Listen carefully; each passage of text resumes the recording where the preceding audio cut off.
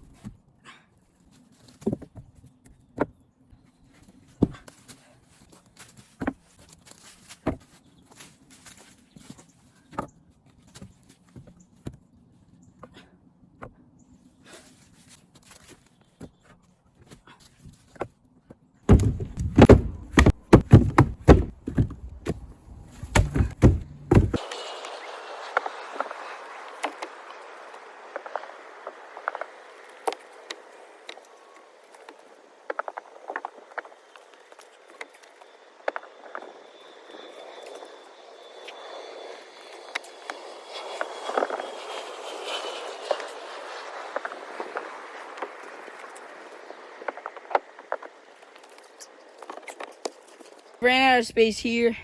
There's a ton more space that I can put this stuff, as I will. Those big logs might be a little bit more complicated because you got to make sure they're easier to get out because eventually they'll need to be chopped up. My main goal is to not have these on the ground so then they won't rot, and then just the wood under it will rot, and then I can just move that anyways. But yeah, with all the rest of the wood I have, might not be possible. But yeah, we'll see what happens.